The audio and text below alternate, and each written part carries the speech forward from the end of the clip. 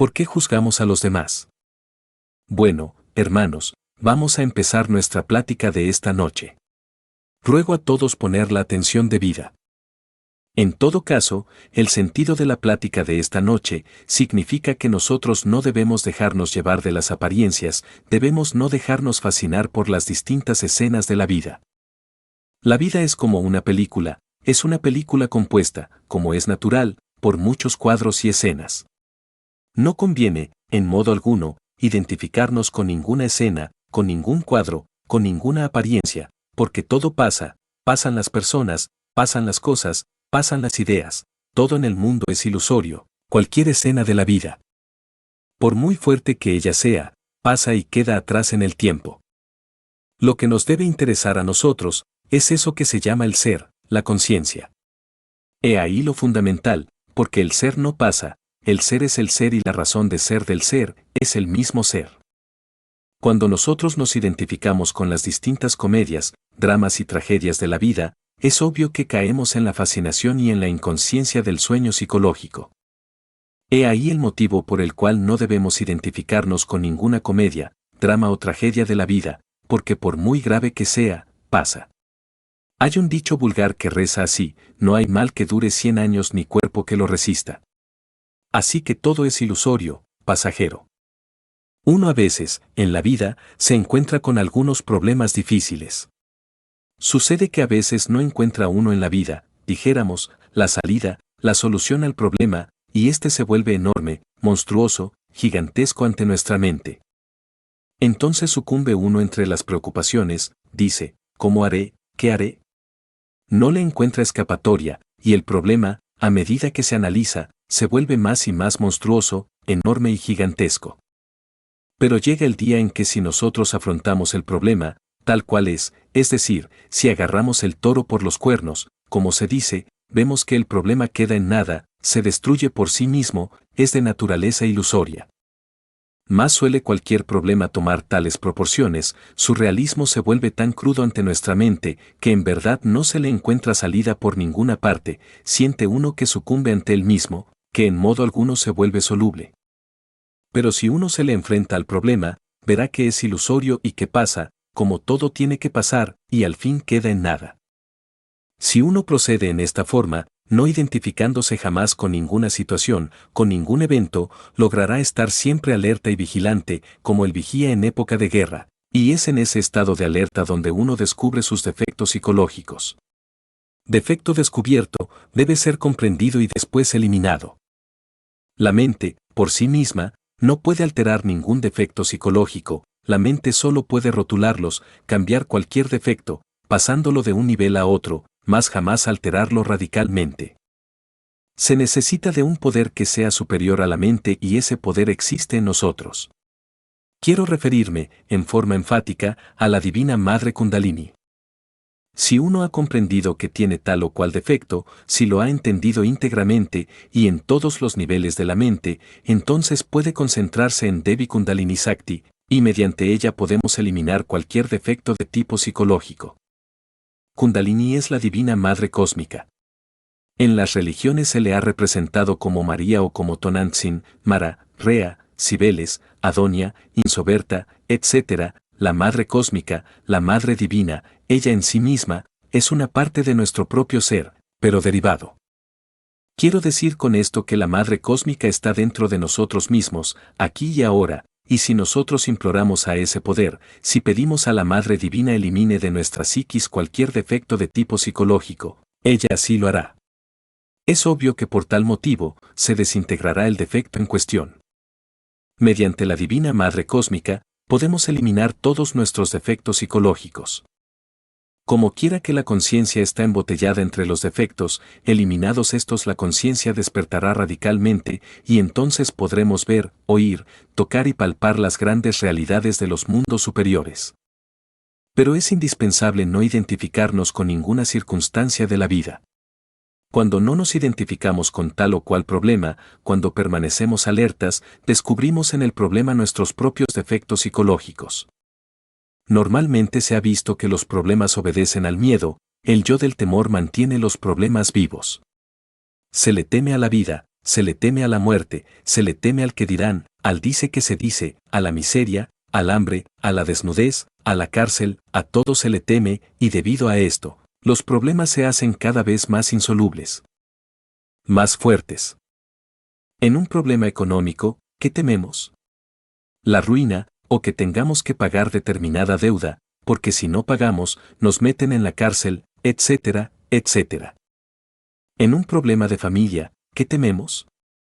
Él dice que se dice, la lengua viperina, el escándalo, los intereses creados, etcétera, etcétera, etcétera. Pero si se elimina el yo del temor, ¿en qué queda el problema? Todo se esfuma, se vuelve nada. Tenemos que pagar el alquiler de una casa y tememos que nos lancen a la calle, hasta pasamos noches desvelados, pensando en que Él ha de llegar y sacarnos a la calle, mas al fin llega el día y resulta que el problema se solucionó, quizás por donde menos lo esperábamos. Entonces, ¿en qué quedó el problema? Y si no se solucionó la cuestión, si nos echaron a la calle con todos los muebles, etcétera, ¿qué pasó? En la calle no se quedarán los muebles, alguien tendrá que recogerlos. En fin, por ahí no faltará, dando vueltas, un lugar donde meternos. ¿Y si los muebles se pierden? ¿Se perdieron? ¿Y qué? Más se perdió en el diluvio. ¿Por qué nos vamos a apegar a unos muebles? Después, pasó el problema, por allí quedamos viviendo, en algún lugar, y el problema quedó atrás en el tiempo. ¿Qué se hizo del problema? No olviden ustedes que todo pasa, pasan las ideas, pasan las personas, pasan las cosas, todo en este mundo es fugaz e ilusorio. No podemos y no debemos identificarnos con las apariencias, porque las apariencias engañan, eso es obvio. Pensemos en los estados de conciencia, y eso es superlativo. Hay una tendencia general, de todos, a juzgar equivocadamente a todos, y eso es lamentable. Pero, ¿por qué todos juzgan a todos y equivocadamente? ¿Cuál es el motivo? Sencillamente uno, y muy fácil de comprender, sucede que cada cual proyecta sus propios defectos psicológicos sobre los demás, cada cual ve en el prójimo sus propios defectos. Los defectos que a otros endilgamos, los tenemos muy sobrados nosotros, juzgamos a otros como nosotros somos. ¿Han oído ustedes hablar de la antipatía mecánica? Que de pronto alguien siente antipatía por alguien, sin haber motivo alguno, y entonces decimos, esta persona me cayó gorda, frase muy típica que usamos. Pero, ¿por qué, si nunca la hemos visto, si hasta ahora nos la acaban de presentar? ¿Qué sucedió? ¿Por qué nos ha caído tan gorda esa persona, si ni la conocemos?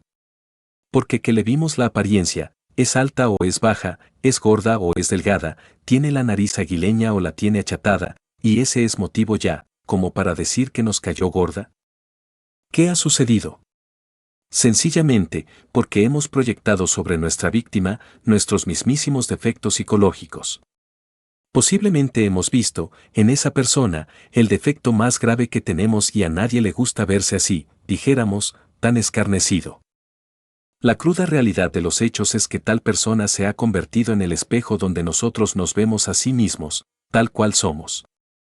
Si estamos alertas, si no nos identificamos con el evento, con la persona aquella que nos cae tan gorda, si en vez de estarla criticando nos autocriticamos, nos autoobservamos a ver qué es lo que está pasando, descubriremos que un defecto nuestro, nacido de ayer, o de anteayer, o de quién sabe de qué tiempo atrás, o tal vez de otras existencias, se ha reflejado en aquella persona y por eso nos cae tan gorda.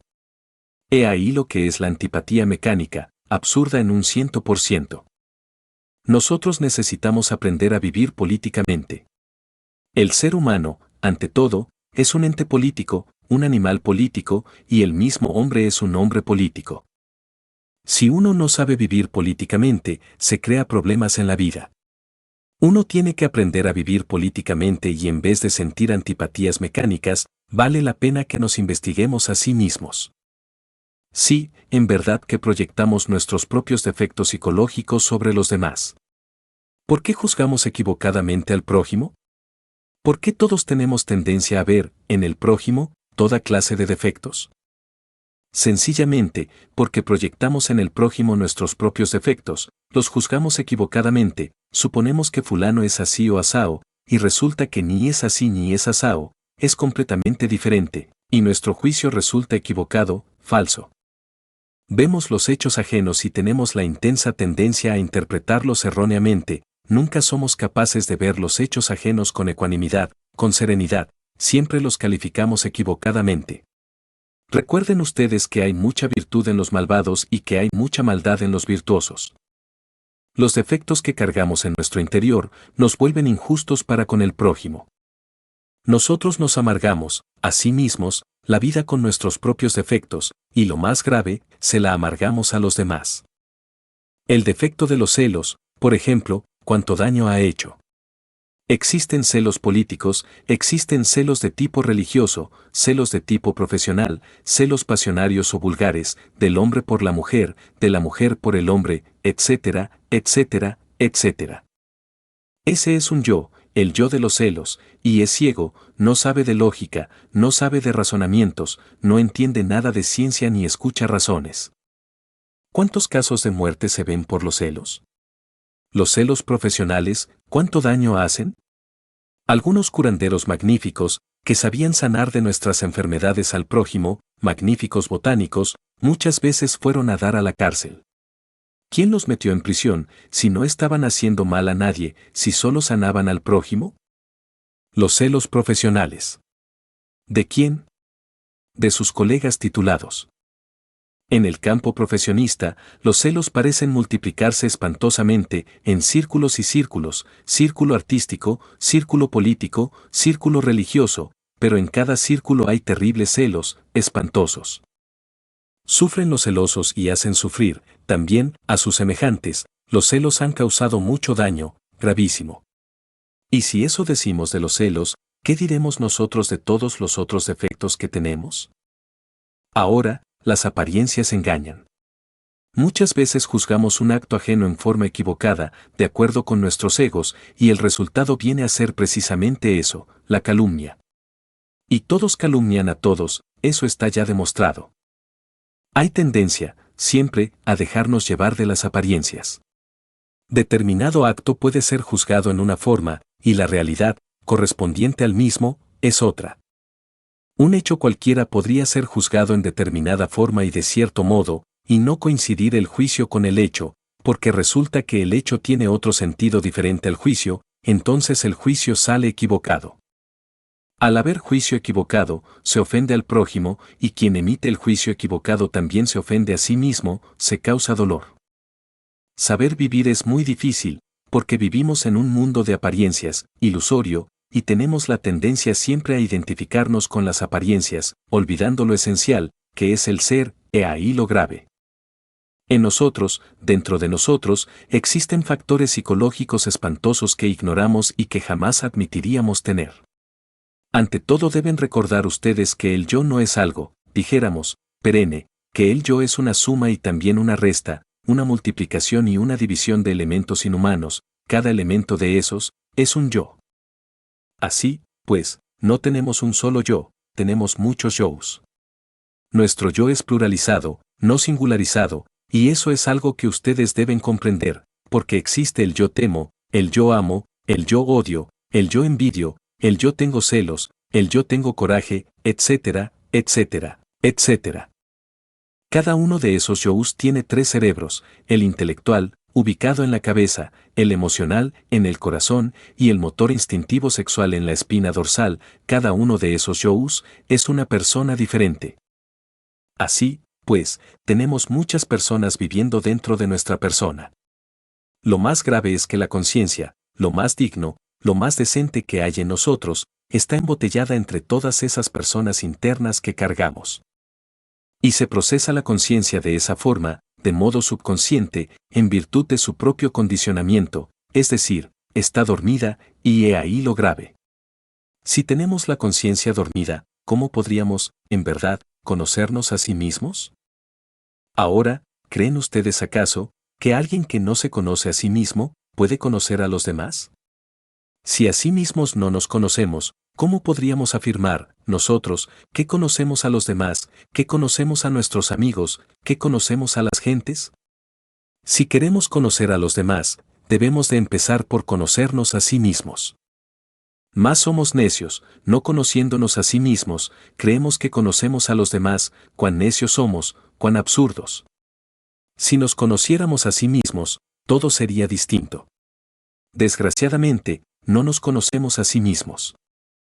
Si un hombre no se conoce a sí mismo, si no conoce sus propios mundos internos, ¿cómo podría conocer los mundos internos del planeta Tierra, o cómo podría conocer los mundos internos del sistema solar, o de la galaxia en que vivimos?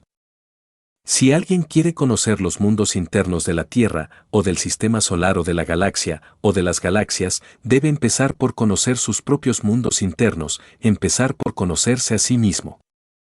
Mas, ¿cómo podríamos conocernos a sí mismos si no dirigimos jamás la conciencia, la inteligencia hacia adentro, hacia el interior, si no nos acordamos nunca de nosotros mismos, debido a que estamos identificados, precisamente con las apariencias de la vida? ¿Cómo podríamos conocernos a sí mismos si jamás dirigimos la inteligencia hacia adentro, debido a que estamos fascinados por los distintos eventos, sucesos o acontecimientos que llegan a nosotros? ¿Cómo podríamos conocernos a sí mismos si nunca dirigimos la conciencia hacia adentro, debido a que los múltiples problemas de la existencia nos tienen atrapados, los vemos insolubles, creemos que son eternos, no nos damos cuenta de que tienen un principio y de que tienen un fin? Nosotros estamos atrapados por lo que es inestable, por lo que no tiene verdadera realidad, estamos metidos dentro de una máquina que gira incesantemente. Juzgamos a los demás de acuerdo a cómo somos, he ahí tantos y tantos errores, y no coinciden nuestros juicios con los eventos que mal interpretamos, sean estos propios o ajenos.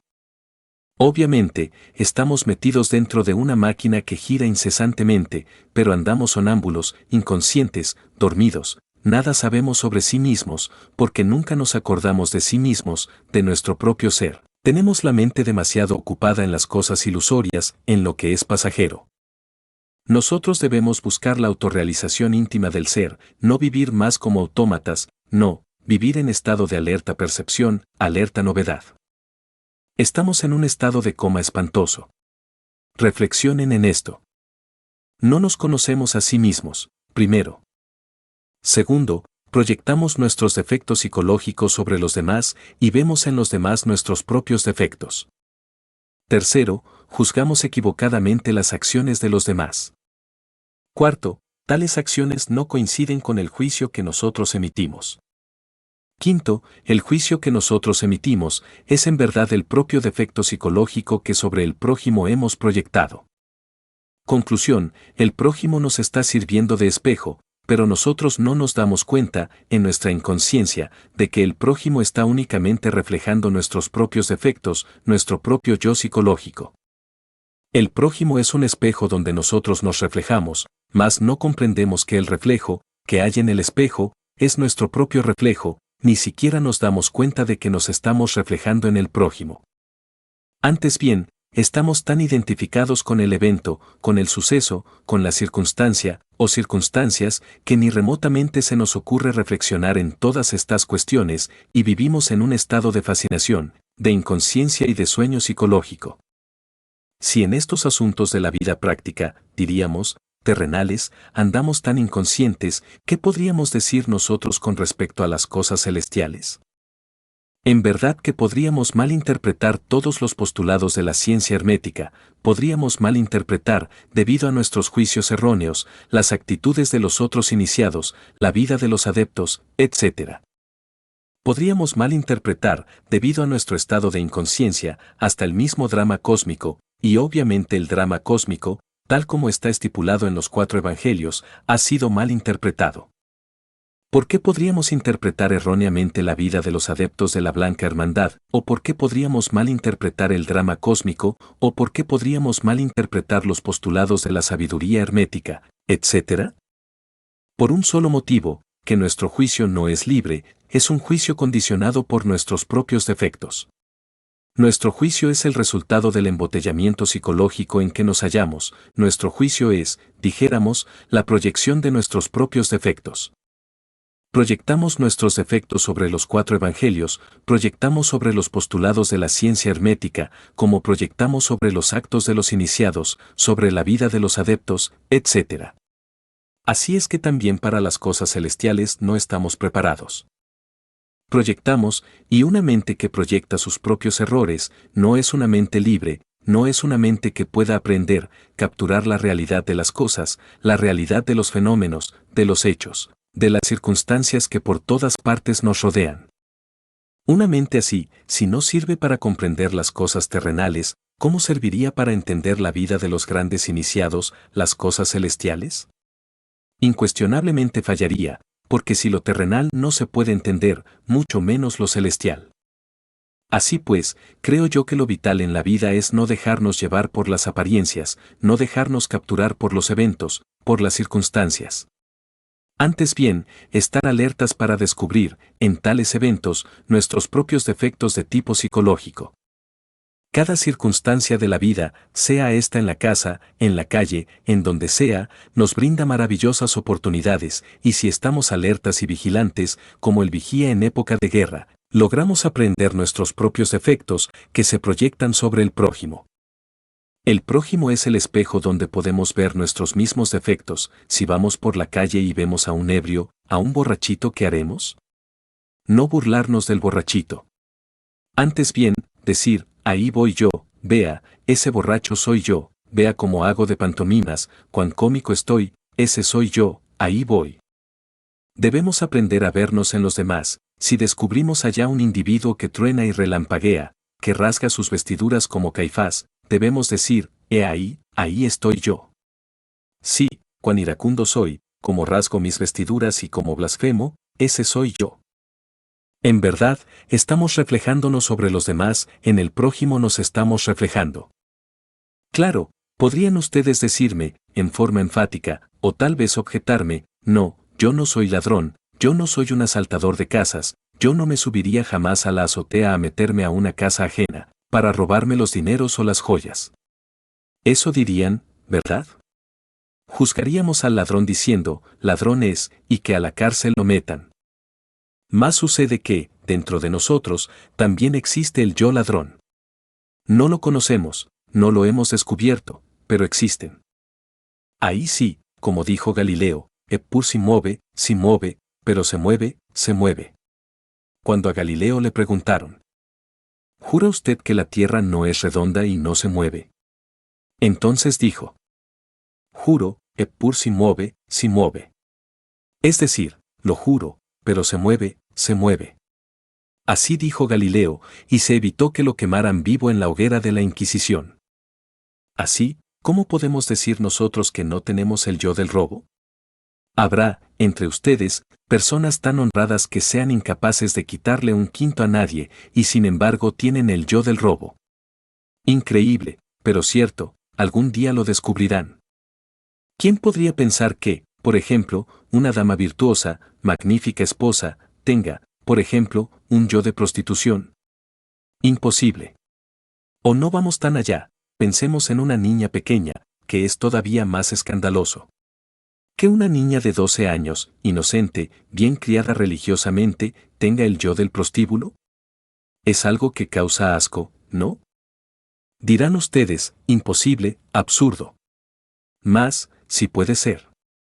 Recuerden también, ustedes, que así como hay una luna allá arriba brillando entre el firmamento, que tiene dos caras, una, para iluminar la noche, y hay otra escondida, oculta, que nunca se ve, así también hay una luna psicológica, dentro de cada uno de nosotros, con dos caras, la que se ve y la que no se ve, la manifiesta y la oculta. En la cara manifiesta de esa luna psicológica, tenemos los defectos que a simple vista resaltan, ira, codicia, lujuria, envidia, orgullo, pereza, gula, etcétera, etcétera, etcétera, y otras tantas hierbas. Pero detrás de esa luna psicológica, tras de esa cara que siempre se ve, que a simple vista se ve, en nuestra luna psicológica existe la parte oculta, la que no se ve. Allí tenemos defectos que ignoramos, allí todos resultamos magos negros, allí todos resultamos hechiceros, brujos, allí resultamos ladrones, allí las damas, más aristocráticas, resultan prostitutas, etcétera, etcétera, etcétera. En esa cara oculta de la luna, que no se ve, de la luna psicológica, hay yous de prostitución, hay yous de adulterio, hay yous de asesinato, hay yous de robo, etcétera, etcétera. Yous que normalmente ignoramos, porque si alguien nos dijera que nosotros tenemos tal o cual yo de esos, nos ofendería, no lo aceptaría de ninguna manera, más si los tenemos. Si a un santo del nirvana se le dijese que él tiene todavía yous del asesinato, de la prostitución o del robo, se le ofendería terriblemente. El santo nos bendeciría diciendo, que Dios te perdone, hijo mío, estás perdonado, no guardo rencor contra ti, pero sé, hijo mío, que yo no tengo nada de eso. Diría aquel santo del nirvana. ¿Por qué? Porque no es más que un santo. En esa forma, aquel santo detiene su avance hacia el eterno Padre Cósmico común. Y muchos son los santos que así están detenidos en su avance, en verdad, aunque sean del nirvana, en la cara oculta de la luna, que no se ve, en esa cara oculta de la luna psicológica, cargan todos esos yous, y esto es lo que no entienden muchos. Esto es, en verdad, lo grave. Todos tenemos la tendencia a justificarnos, a dejarnos llevar por las apariencias. En cuanto a lo que a mí se refiere, ni soy santo ni me interesa ser santo. ¿Por qué no me interesa ser santo? Porque me detendría en mis progreso esotérico. Sé muy bien que en la parte oculta de mi luna psicológica tienen que existir, e indubitablemente que existen, yous de tiempos antiguos, escondidos entre las tinieblas. Eso lo sé, y sé también que solo penetrando heroicamente, con la espada en la mano, en esa zona de nuestra luna psicológica, podremos, en realidad de verdad, eliminar tales defectos, mas esto es muy avanzado.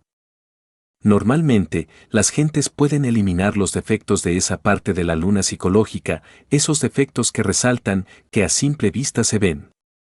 Ya, cuando se trata de penetrar en la parte oculta de la luna psicológica, en la parte escondida, pues se requiere de un esfuerzo mayor. Eso pertenece ya a la iniciación de Judas, corresponde a la pasión por el Señor. Nadie podría penetrar en esas zonas, si no empuñara la lanza en la forja de los cíclopes, es decir, en la novena esfera misterios. Sí, y muy grandes. El santo no llega tan lejos, se contenta con eliminar los defectos que posee en la cara visible de su luna psicológica.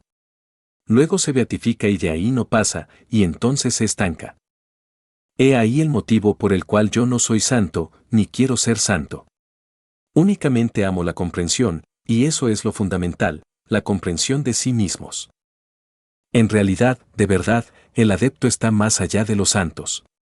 Cuando alguien dijo, los santos maestros, ese alguien estaba equivocado, porque los maestros están más allá de los santos. Primero está el profano, luego el santo y después el maestro. El maestro está más allá de la esfera de los santos, en el maestro está la sapiencia. Mas, es posible juzgar equivocadamente a los maestros, a los adeptos. Tenemos siempre la tendencia a proyectar, hasta sobre los adeptos, nuestros propios defectos de tipo psicológico. Si juzgamos equivocadamente a los adeptos, sobre ellos también lanzamos nuestros juicios equivocados, porque si no es posible juzgar rectamente los actos del prójimo común y corriente, mucho menos es posible juzgar los actos de los adeptos en forma correcta. Normalmente, tenemos la tendencia a tirar lodo contra los adeptos. Así como tiramos lodo contra nuestro prójimo, también tiramos lodo contra los adeptos de la Blanca Hermandad. Por eso, estos han sido crucificados, envenenados, metidos en prisiones, apuñalados, perseguidos. Es muy difícil juzgar a un adepto. Si es casi imposible juzgar al prójimo, mucho menos podríamos juzgar a un adepto. Así que los invito esta noche a la reflexión, a no dejarse llevar jamás de las apariencias, porque las apariencias engañan, a no endilgar nuestros defectos a nadie. Y hasta aquí mis palabras. Paz inverencial.